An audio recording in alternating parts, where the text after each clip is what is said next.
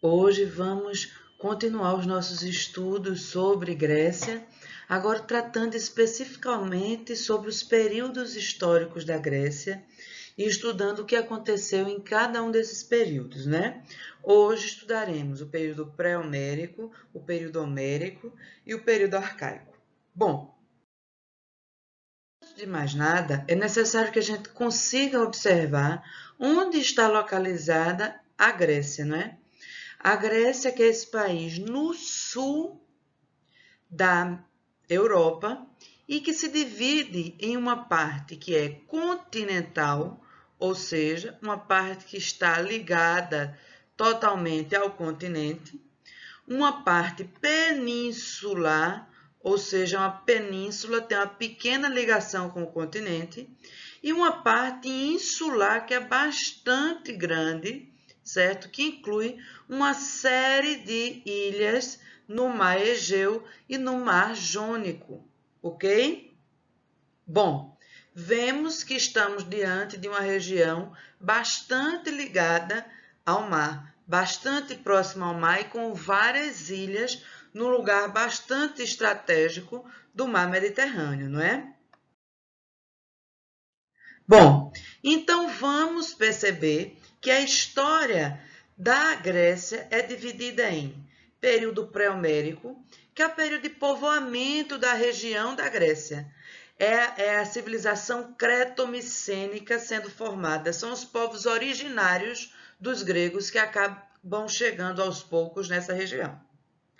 O período homérico é o período que se inicia com a chegada dos dórios e vai ser um período marcado por uma organização rural, por uma ruralização da organização social da Grécia. O período arcaico, que é o período de surgimento das cidades, quando as cidades-estados vão começando a se organizar e centralizar essa população grega. O período clássico é o período em que essas cidades vão alcançar o auge do seu desenvolvimento, a riqueza, o poder, mas também vai ser o começo do declínio das cidades, porque é nesse período que vão acontecer conflitos externos, que é as guerras pérsicas, e conflitos internos, a guerra do Peloponeso, que vão acabando enfraquecendo a Grécia como um todo e provocam o período helenístico, que é justamente um período de domínio macedônico da região da civilização grega. É um período em que a Grécia não tem mais independência, ela foi anexada a um império, o Império Macedônico, certo? Bom, é importante a gente destacar que em alguns livros, em algumas leituras, esse período helenístico ele não é citado como sendo um período grego, exatamente porque é um período em que a Grécia está sob domínio da Macedônia. Mas quando a gente for estudar especificamente esse período, a gente fala um pouco mais sobre ele, ok? Bom, o período pré-homérico é o período das origens, do surgimento das populações que vão aos poucos formando o povo grego, certo? A primeira civilização que se origina na região, a civilização originária, primária da Grécia, é a civilização cretense, né? Que vai se desenvolver na ilha de Creta. É uma ilha ali na Grécia insular, né? A maior ilha, e tem o comércio facilitado por ser uma ilha e está numa localização estratégica que liga uma região que liga o Mar Egeu e o Mar Mediterrâneo, certo? E Creta vai ter desenvolvida um sistema de governo que a gente falou lá quando nós falamos dos fenícios na Antiguidade Oriental, que é justamente a talassocracia. Talassomacracia, poder. Né? Os grandes políticos e poderosos dessa civilização são os comerciantes marítmicos. É uma civilização que vai desenvolver uma escrita chamada Linear B. Essa escrita não é decifrada e é uma sociedade que é bem interessante por ser matrilinear. ou seja, a descendência não é passada através do pai, mas sim da mãe, certo? E é uma sociedade em que a mulher tem uma grande importância, até porque o deus principal da religião dos cretenses era a grande mãe, era uma mulher, certo? Além da civilização cretense, nós temos a civilização micênica, não é? Que está localizada na parte continental da Grécia. A civilização micênica está na parte continental da Grécia e que é povoada por vários povos indo-europeus.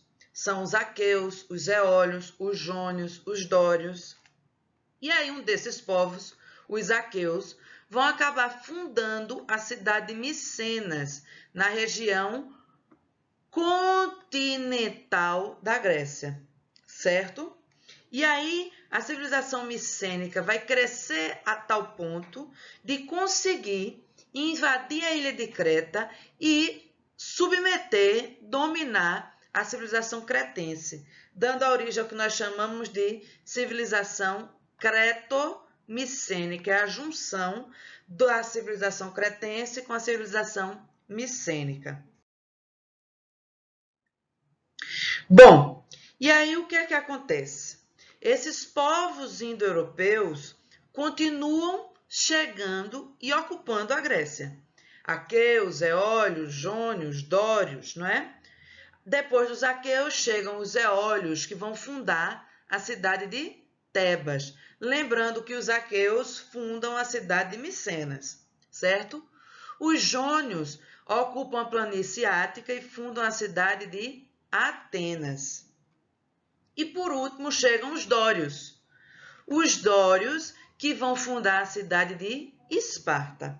Bom, o caráter do povo dório era um caráter bastante militarizado, bélico, guerreiro, um povo bastante ligado à atividade bélica, e eles acabam provocando com todo esse poder militar e essa força, eles acabam provocando a primeira diáspora grega. As pessoas simplesmente fogem, saem da Grécia, migram.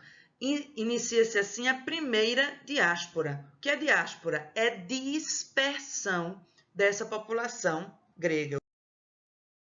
A primeira diáspora grega, ela acaba provocando, dando início ao que nós chamamos de período homérico, não é? E o que seria esse período homérico? Por que homérico, não é? Vejam bem, os dórios, que são esse povo militarizado, belicoso, certo? A chegada dos dórios acaba provocando um desmantelamento das cidades, um retorno à vida rural e o desaparecimento da escrita. Os dórios até então eram um povo seminômade que vivia muito do saque de outras cidades, bastante guerreiro e belicoso, acabam provocando essa fuga em massa à diáspora, e era um povo que não tinha aquela preparação para o comércio, não tinha uma tradição comercial, não sabiam lidar com outros povos. Eles viam os outros povos como inimigos. Como praticar o comércio dessa maneira? Então, a atividade comercial vai desaparecer na Grécia, enquanto a Grécia está sob domínio dórico, certo? E os dórios não usavam e não tinham desenvolvido ainda uma escrita, por isso que nesse período de domínio dório, a escrita acaba desaparecendo. E as únicas fontes que nós temos escritas sobre esse período são os textos de Homero. Os textos de Homero, que, diga-se de passagem, não viveu durante o período homérico, viveu durante o período clássico, quase 100 anos depois disso. Então, o que Homero escreve é baseado no que ele ouviu falar sobre o período homérico, certo? Ele escreve 2 livros, a Ilíada e a Odisseia. A Ilíada fala do último ano da Guerra de Troia. Que Guerra de Troia foi essa? A guerra que opôs os gregos, na verdade os aqueus, né, aquele povo originário, contra a cidade de Troia, né? O livro conta que essa guerra acontece porque o príncipe troiano acaba roubando a princesa dos aqueus, da Grécia, né? E essa guerra se inicia. Odisseia acaba tratando das façanhas do rei Odisseu Ulisses na volta para a cidade de Itacá, ou seja, a cidade grega, depois de combater na guerra de Troia. Esse rei Odisseu era um rei grego, aqueu, né, que está retornando à Grécia após o combate na guerra de Troia. Lembram-se daquela expressão presente de grego? É exatamente, surge aí nesses relatos de Homero que tratam sobre a guerra de Troia e diz que os gregos só vencem essa guerra quando eles dizem para os troianos que se renderam e estão dando em sinal dessa rendição um cavalo de presente para os troianos, né? Sendo que esse cavalo vem recheado de soldados gregos que à noite vão conseguir sair de dentro desse cavalo e acabar por destruir totalmente a cidade de Troia, né? E vencer os troianos. Bom, nós sabemos que esse período homérico é um período de maior ruralização da sociedade. Mas como que se organiza essa sociedade ruralizada? Em pequenas comunidades agrícolas autossuficientes, lideradas por um pater, por um patriarca. Sempre que a gente fala de sociedades originárias, elas geralmente passam por essa fase de organização em pequenas comunidades que produzem o suficiente para subsistir, não é? E que tem um líder que concentra o poder jurídico, o poder religioso, administrativo, político na sua figura, que é geralmente este patriarca, ok? Bom, nesse período não há propriedade privada e a produção de todos os bens na comunidade é comum para todos. Ou seja, o que eu produzo, o que se produz na comunidade é para o consumo de todos que a formam, certo? Veja, aos poucos vai havendo um aumento populacional, a gente se sedentarizou, está vivendo todo mundo aglomerado nessas pequenas comunidades e a população tende a crescer. Acontece que a região da Grécia, apesar de estar próxima do mar, ela não tem terras muito férteis. O solo é bastante pedregoso, pouco fértil. Então, aumentou a população, mas a produção de alimentos ficou estagnada porque a gente tem pouca disponibilidade de terra, certo? O que é que vai começar a acontecer? Fome e competição por terra. Falta terra e se produz menos do que é necessário. As pessoas agora começam a competir por terra. Aos poucos vai surgindo a noção de propriedade privada. Até então, o que a gente produzia era para todos, mas chegou ao ponto de estar faltando. A gente produz e não dá para alimentar todo mundo. A gente agora disputa terra e disputa os recursos, certo?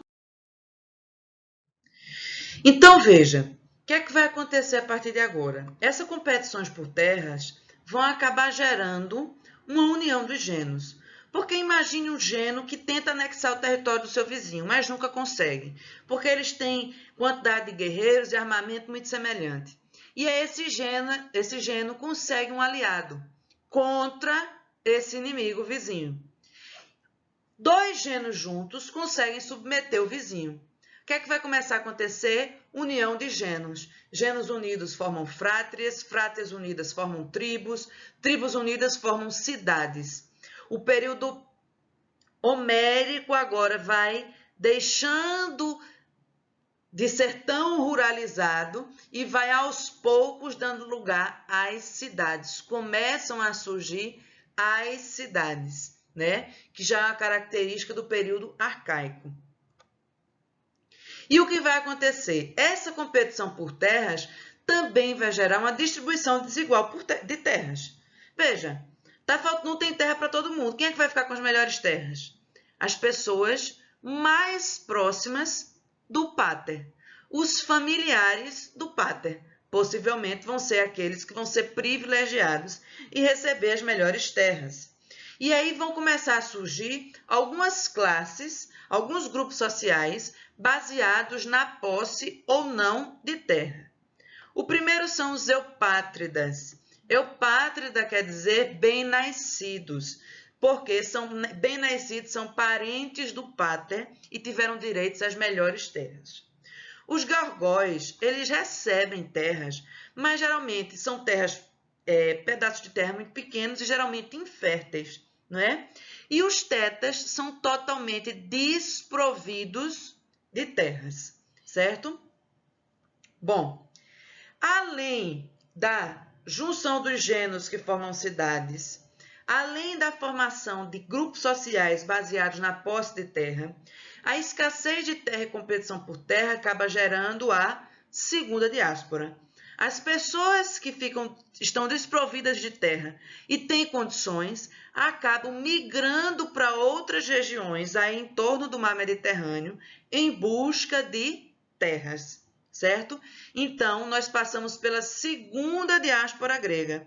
E é justamente a segunda diáspora grega que marca a transição do período homérico para o período arcaico, ok? Bom, quais vão ser as consequências dessa segunda diáspora grega? Primeira coisa, nós tivemos dispersão da população por regiões em torno do mar Mediterrâneo. Então, inicia-se uma colonização grega no norte da África, na Península Ibérica e no sul da Península Itálica, que vai acabar sendo chamada de Magna Grécia, a região do sul da Península Itálica. Veja, as pessoas, os gregos, acabaram se dispersando por vários lugares e iniciam nesses lugares que eles se dispersaram uma colonização. Essa colonização tem dois caráteres, um caráter econômico e um caráter cultural. Do ponto de vista econômico, ela funciona como uma válvula de escape para a agricultura. Por quê? As pessoas migram com o intuito principal de quê? De buscar terras. Está faltando terra fértil na Grécia, eu vou buscar em outros lugares. E aí funciona como uma válvula de escape para essa agricultura. Mas, além disso, as pessoas migraram para várias regiões diferentes. Eu tenho, então, a atividade comercial estimulada e intensificada, certo? Entendendo bem isso, nós tivemos um estímulo à atividade comercial. Como? As pessoas agora, eu tenho gregos no norte da África, em Cartago. Eu tenho gregos na Península Itálica. Eu tenho gregos na Península Ibérica, o que vai favorecer as trocas comerciais entre esses gregos. Entendem? Eles têm comunicação entre si, eles se conhecem de certa forma e conseguem estabelecer essas atividades comerciais. E do ponto de vista cultural? Veja, eu só tinha grego na Grécia, peninsular, insular e continental, mas era na Grécia. Agora os gregos vão migrar para várias regiões em torno do mar Mediterrâneo e vão levar a cultura grega para todas essas regiões, ok? E aí uma outra característica que começa a surgir no período arcaico é o escravismo. Quer dizer que durante o período pré-homérico e homérico não tinha escravo? Não, no período homérico havia escravos, mas eram apenas escravos de guerra e em pouco número, certo? Nós tínhamos poucos escravos. Eram apenas escravos por guerra. Mas o que é que vai acontecer agora? As terras não foram desigualmente distribuídas. Eu tenho os eupátridas, que são os donos de terra. E aí a concentração de terras acaba gerando uma escravidão por dívida. Todo mundo depende da terra. inclusive quem não tem terra, os tetas e os gorgóis. Esses tetas e gorgóis vão precisar trabalhar nas terras de quem? Dos eupátridas. Eles vão viver, vão trabalhar, se alimentar, beber, tudo na terra dos eupátridas. Facilmente, esses tetas e gorgóis adquirem dívidas com os eupátridas. Às vezes, eles precisam pagar uma quantidade de imposto que a produção que ele tem naquele pedacinho de terra que é cedido para ele pelos eupátridas não é suficiente para pagar o imposto, ele adquire uma dívida, né? E aí, muitos deles acabam sendo escravizados por dívida. Um grande número de tetas e gorgóis são escravizados por dívida. E a sociedade grega acaba tendo como base produtiva o escravismo. O modo de produção da Grécia se encaixa no modo de produção escravista, certo? Conseguem perceber isso? Modo de produção escravista, a base da produção vem de escravos, ok? É importante perceber que aos poucos a Grécia vai se organizando como uma sociedade oligárquica. O que significa isto? O que é uma oligarquia? Oli vem de poucos, arquia, poder. Poucos no poder, o poder nas mãos de poucos, certo? A concentração de terras nas mãos de poucas pessoas faz com que a maioria das cidades gregas se tornem oligarquias, governos de poucos. Por quê? As pessoas que concentram essa terra, que é um grupo muito seleto de pessoas, os eupátridas, elas vão concentrar nas mãos delas um grande poder. São elas as donas das terras, gente. É um grande poder nas mãos dessas pessoas, certo? O poder político estava nas mãos dos donos de terra. É preciso que vocês consigam perceber quanto poder esses donos de terras tinham. Lembrem-se que todo mundo depende da terra, certo? Se é comerciante, depende dos produtos que vêm da terra. E vão comprar esses produtos de quem? Dos donos de terra. Se é agricultor, depende da terra. Vai trabalhar na terra de quem? Dos eupátridas, certo? Entretanto, apesar de inicialmente todas as cidades gregas caminharem para um governo oligárquico, algumas cidades gregas elas vão sair da oligarquia e se tornarem democracias. Mas outras cidades vão permanecer sendo oligárquicas, certo? Conseguem perceber isso? Então, nós temos dois modelos de cidade. Cidades oligárquicas, que são sempre oligárquicas, e cidades que eram oligarquias e que acabam se transformando em democracias. Bom, o primeiro modelo de cidade que nós estudamos é a sociedade espartana. Esparta é um modelo de cidade que era oligárquica e permanece sendo oligárquica, ok? Vejam só, Esparta localizava-se na península do Peloponeso, na planície lacônica. Veja Esparta aqui no mapa, certo? Península do Peloponeso, ou seja, Grécia peninsular, e mais especificamente na planície da Lacônia, ok? Bom, essa cidade é fundada pelos dórios, nós falamos lá no período pré-homérico. Essa cidade é fundada pelos dórios, lembram dos dórios que provocam a primeira diáspora grega, super militarizados?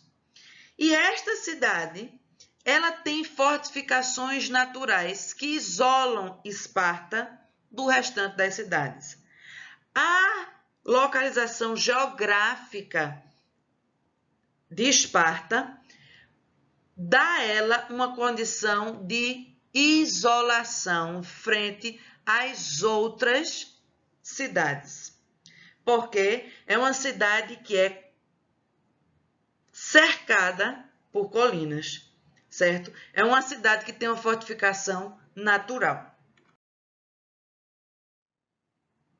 Bom, então o que é que nós sabemos sobre essa sociedade espartana? É uma sociedade militarizada, bélica, isolacionista. Veja que ela herda muitas características do seu povo originário, que são os dórios. Os dórios, que eram esse povo indo-europeu seminômade, que viviam de saques de outras cidades, que eram extremamente belicosos, militarizados, e os espartanos vão herdar isso dos dórios, não é? E isolacionistas, por quê? Justamente por esse seu caráter militarizado, não tem muito contato com outras cidades. As outras cidades são tidas como inimigas, não é? São vistas como inimigas. E aí nós percebemos também que a própria localização geográfica de Esparta a isola de outras cidades, né? A atividade econômica principal é a agrícola e bélica. Ou seja, os espartanos vivem da produção agrícola e da atividade bélica, de guerrear e saquear outras cidades, certo? Nós não temos em Esparta o desenvolvimento de um comércio, exatamente por causa desse caráter militarizado e isolacionista, né? O comércio necessita de uma atividade diplomática e contato com outros povos, né? Muito bem. Como se dá a educação na cidade de Esparta? A educação é voltada para o desenvolvimento de habilidades corporais, a disciplina e o respeito à autoridade. É uma educação muito próxima do estilo de sociedade que nós temos. Militarizada, bélica. Eu preciso desenvolver atividades corporais porque eu preciso de guerreiros fortes. Eu preciso de disciplina porque eu preciso que haja disciplina dentro do exército, né? Eu preciso do respeito à autoridade porque eu preciso de um exército forte que saiba receber ordens e obedecê-las.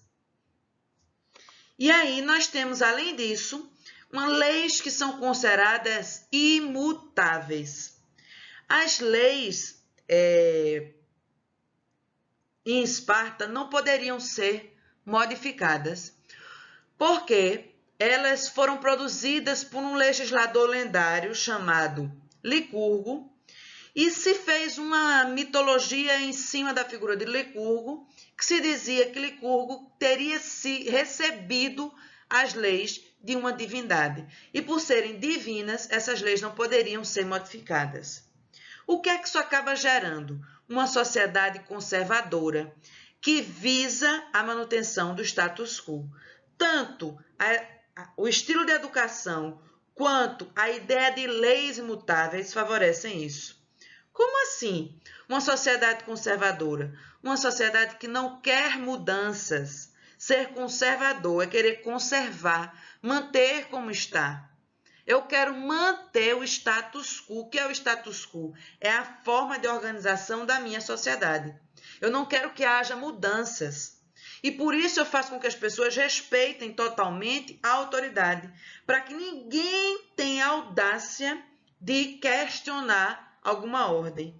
Por isso que eu digo que as leis são imutáveis, porque ninguém pode questionar essas leis e fazer mudanças sociais. Percebem?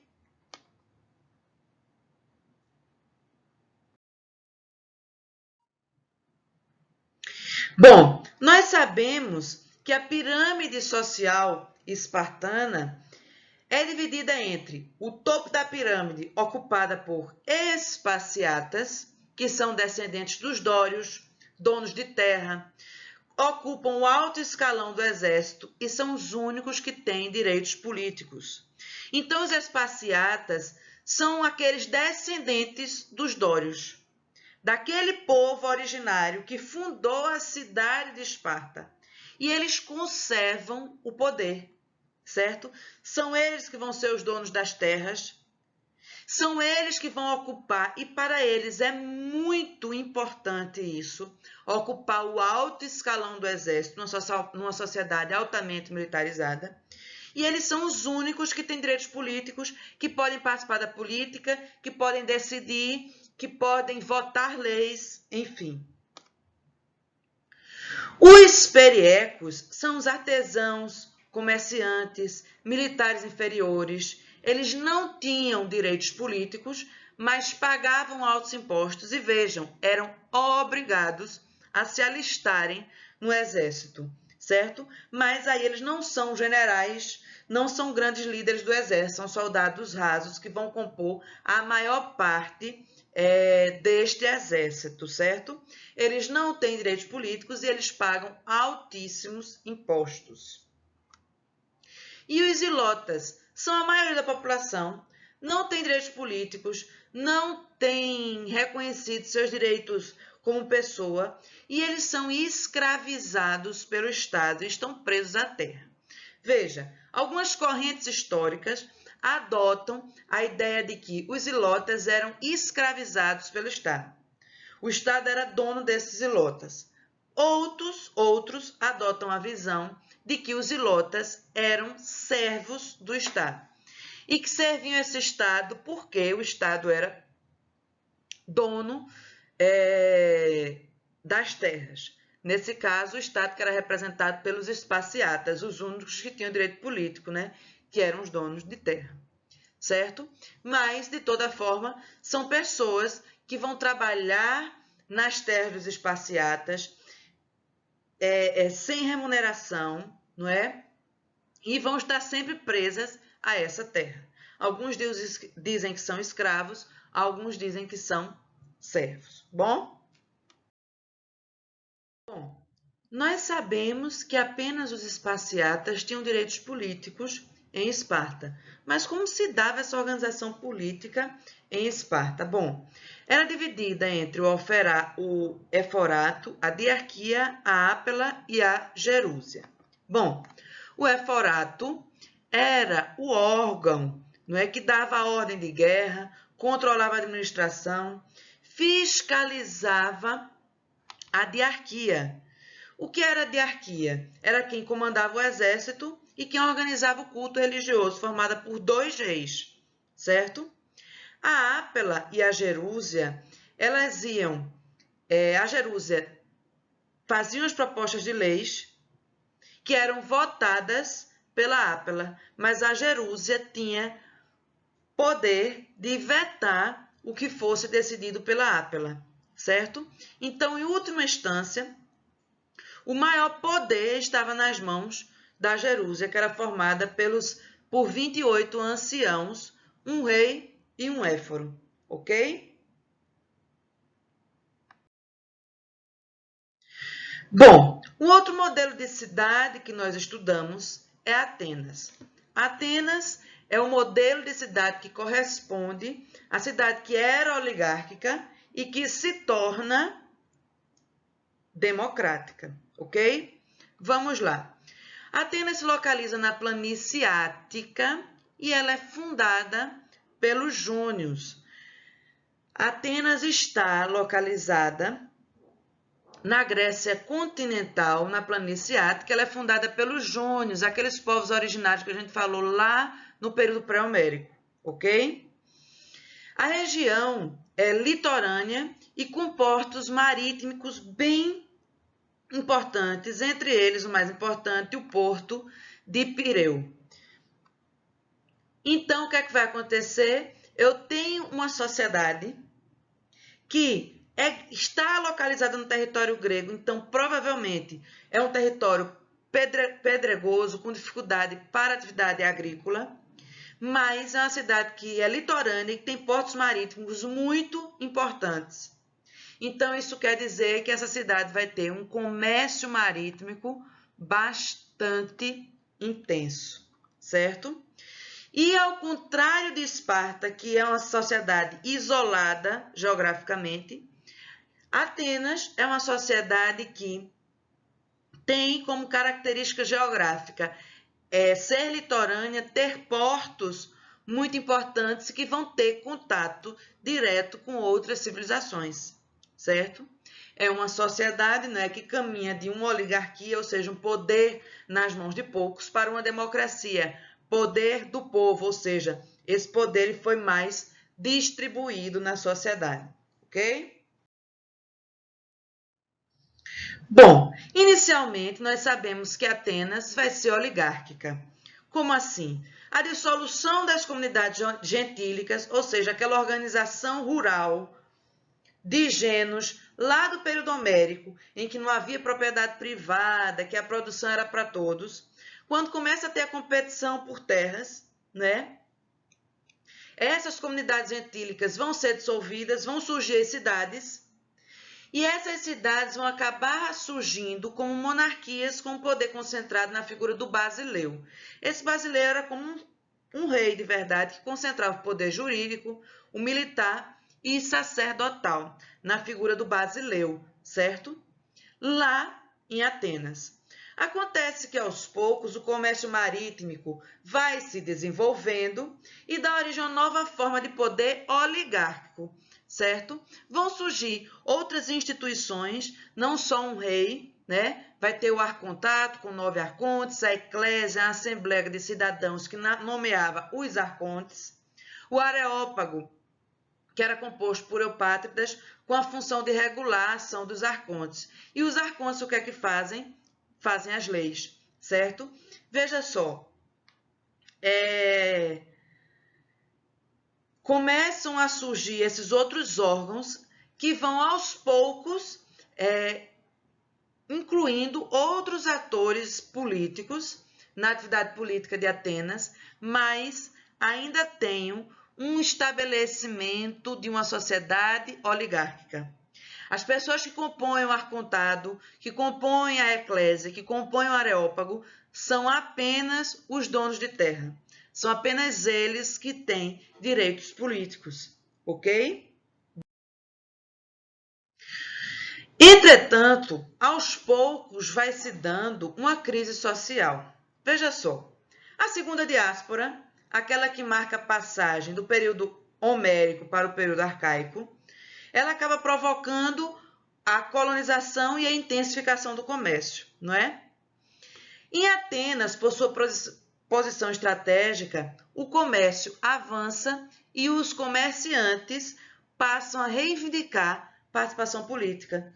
Porque, veja, em Atenas o comércio se torna bastante intenso, né, por causa da segunda diáspora grega, e aí os comerciantes passam a enriquecer, mas não têm participação política na sociedade nenhuma. O poder continua nas mãos dos donos de terra. E aí vai começar a gerar uma crise social entre as camadas sociais atenienses. Primeiro, os eupátridas eram os conservadores porque eles queriam manter a sociedade como estavam, queriam manter seus privilégios e seus poderes tradicionais.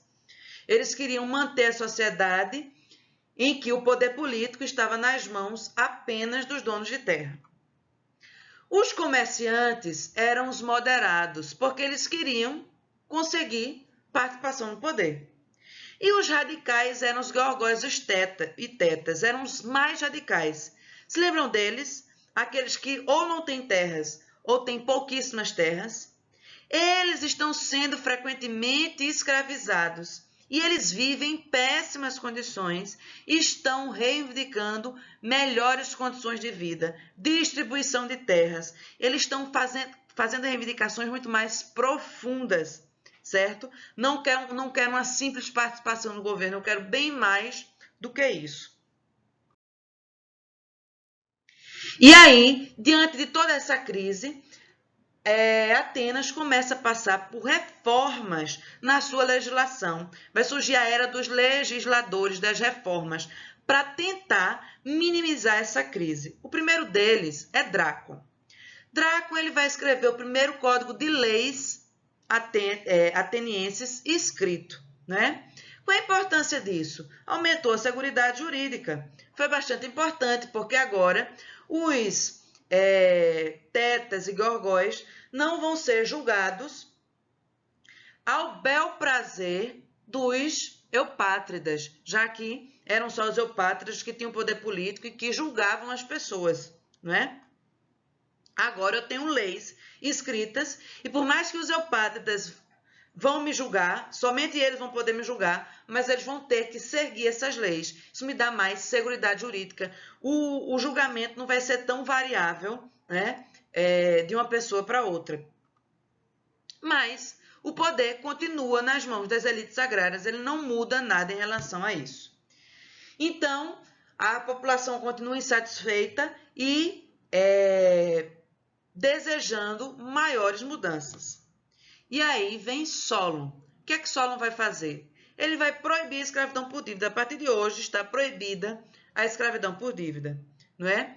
E ele vai estabelecer um critério censitário para a participação na política, para os direitos políticos. O que é isso, esse critério censitário? Isso quer dizer, para que você tenha direitos políticos, você vai precisar ter uma renda mínima para ter esses direitos políticos, certo? O critério para ter direitos políticos é a renda e não mais o nascimento. Se você nasceu de uma família eupátrida ou numa família de comerciantes, por exemplo, certo? Bom, ele vai criar também a Bulé, que é o Conselho de 400, a Eclésia já existia, ele vai aprofundar o uso da Eclésia, e o Elieu, que vai ser o Tribunal de Justiça, certo? Bom, entretanto, a política de Solon só vai gerar mais desagrado, porque os aristocratas ficam indignados com a proibição da escravidão por dívida e o estabelecimento do critério censitário para os direitos políticos, porque agora essa aristocracia formada pelos donos de terra vão querer restituir os seus poderes, poderes únicos concentrados nas mãos deles.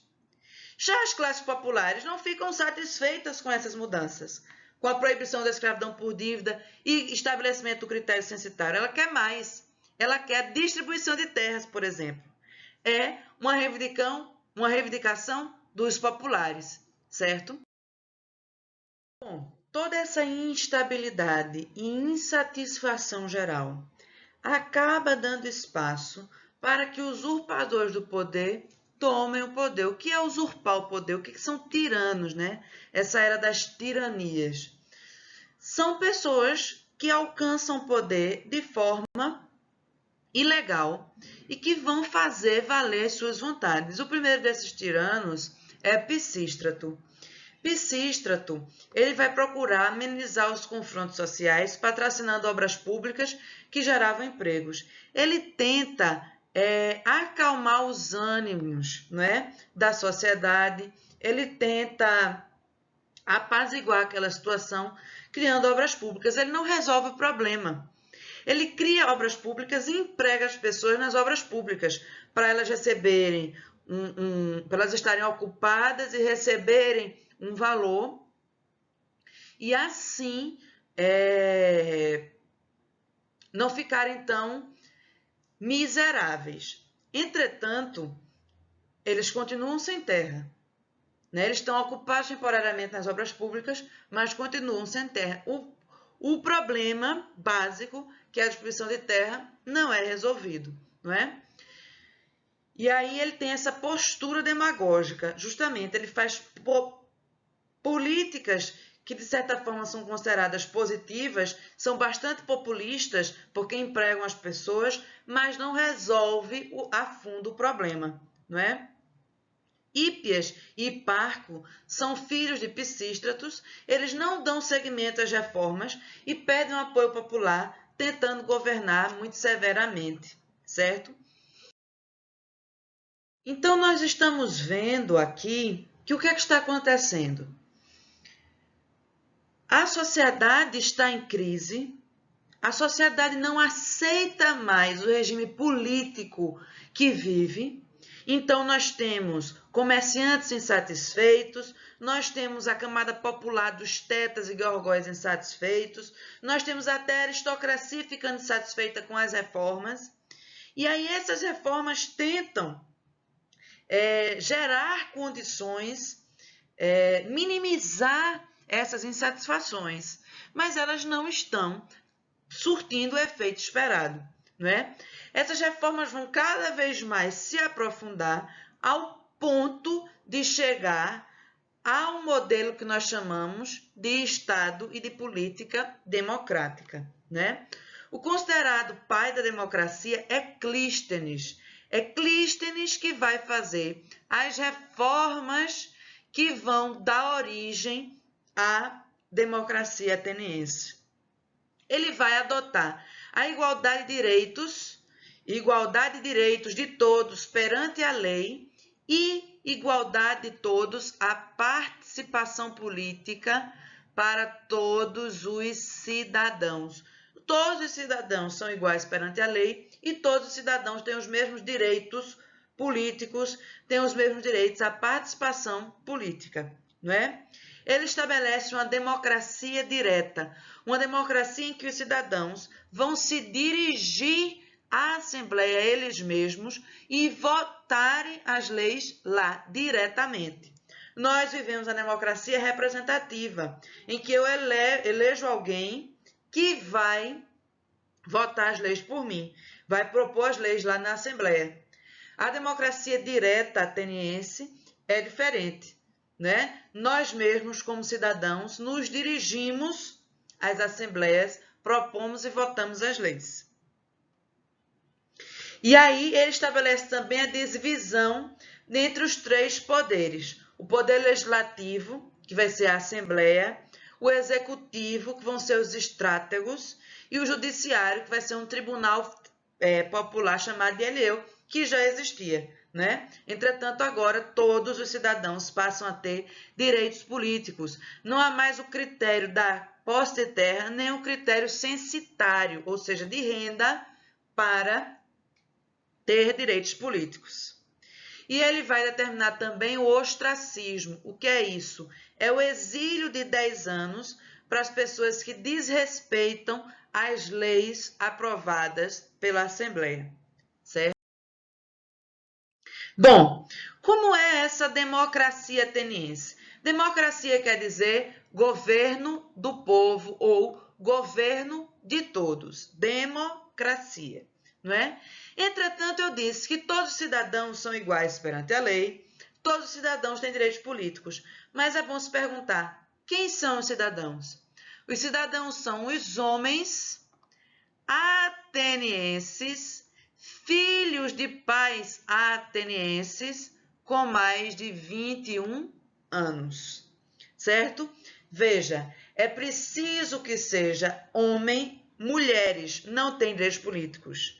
Atenienses, ou seja, estrangeiros, não têm direitos políticos. Filhos de pais atenienses, ou seja, é preciso que eu tenha nascido em Atenas e mais do que isso, que meus pais também tenham nascido em Atenas, não é? E com mais de 21 anos. Isso quer dizer que estão excluídos as mulheres, os escravos e os estrangeiros, que são chamados de metecos. Estrangeiros, mulheres e escravos não têm direitos políticos, não participam da vida política de Atenas. Isso quer dizer que apenas 10% das pessoas em Atenas têm acesso à democracia, aos direitos políticos, que são os homens atenienses, filhos de pais atenienses, livres e maiores de 21 anos. Ou seja, nós temos em Atenas a democracia direta, em que os cidadãos vão eles mesmos votarem as leis, mas é uma democracia escravista, baseada no regime escravista, não inclui os escravos, certo? O surgimento da democracia em Atenas não acaba com a escravidão, muito pelo contrário, mantém os escravos excluídos da vida política, ok? Bom, eu espero que tenha conseguido deixar bem claro para vocês toda essa organização dos períodos pré-homérico, homérico e arcaico na Grécia. Próxima aula vamos falar do período clássico e helenístico, ok? Até a próxima aula, gente. Se gostou do vídeo, se inscreve no canal, curte e compartilha, tá? Beijão!